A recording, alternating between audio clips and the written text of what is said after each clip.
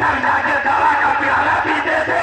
मगर उसी जमाने में एक अंग्रेज आया, मौलाना आप सिर्फ इतना कह दीजिए मुझे अपने फतवे के हाथ से अफसोस है, मैं आपको रिहाई दिला दूंगा।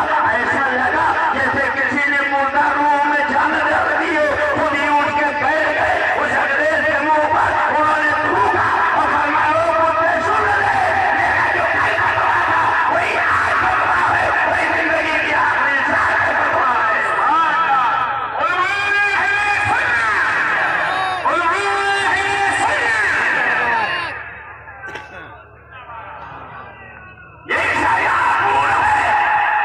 अभी 2 दिन पहले 119 साल जो मेरे अस्तगफुरुल्लाह का पूरे मुल्क में बनाया, यही अस्तगफुरुल्लाह है जिन्हें अंग्रेजों ने गिरफ्तार किया और जब अंग्रेज पकड़ के सजा साथ ले गए, इनके ऊपर मुकदमा चला, फांसी की सजा सुनाई गई, तख्तेदार पे खड़ा किया गया तो अस्तगफुरुल्लाह से पूछा गया था, अस्तगफुरुल्लाह ये बताओ अगर कोई ख्वाहिश हो तमन्ना हो पूरी कर दी जाए। फरमाया जिसमें के साथ अस्तगफुरुल्लाह को फांसी दी गई थी, अस्तगफुरुल्लाह ने तख्तेदार पे फांसी का फंदा गले में पहन के अपनी पूरी माँ का नाम खत लिखा था। माँ आप मुझसे कहती थी बचपन में मैं बहुत खूबसूरत था, बहुत हसीन था, मोहल्ले की औरतें मेरा हुस्न देखकर तारीफ करती थी। माँ आप कहती थी बहन ये अल्लाह की अमानत है, अमानत का मतलब ये होता है जिसकी अमानत होती है जब तक वो चाहे रखे, जब चाहे वापस ले ले। माँ अल्लाह ने अब तक आपके पास अपनी अमानत को रखा था, आज वापस ले रहा है। जब आपको पता चले आपके बेटे को फांसी दे दी गई तो आंसू न बहाना, सर पकड़ से ऊंचा करना और दुनिया को बता देना मैं उस मुजाहिद की माँ हूँ जिसने देश के लिए अपने लहू का एक कतरा बहा दिया।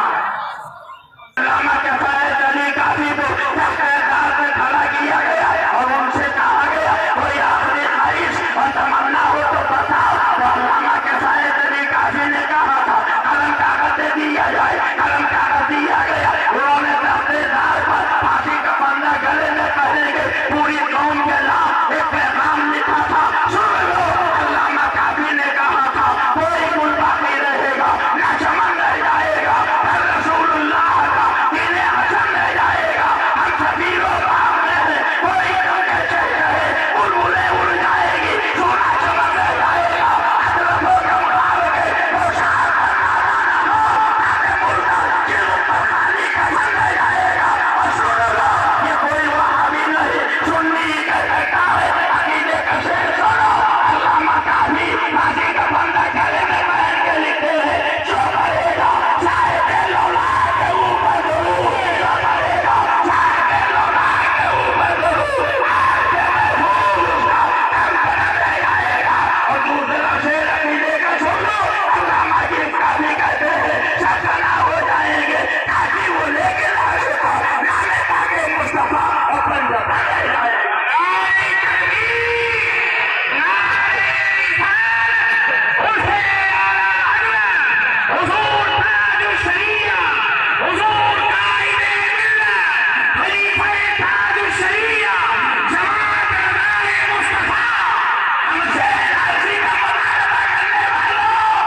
कभी वक्त मिले तो हमारी तारीफ कर लेना, हमारी तारीफ कर लेना।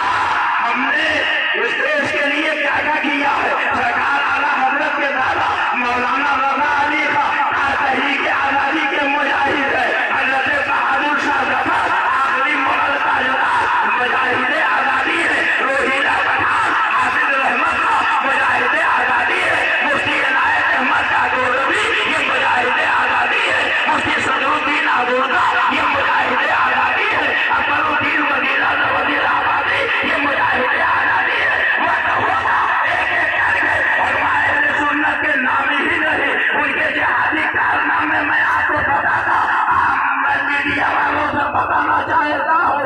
कभी वक्त मिले तो लड़ाई झगड़े और दंगे की बात करने के बजाय कभी हम मुसलमानों की तारीफ करो, हम सुन्नियों की तारीफ करो, हमसे वतन की तरफ बात में मांगो, हमसे एनआरसी का मुतालबा बात में करो, पहले हमारी तारीफ कर लो। हिंदुस्तान की आजादी के लिए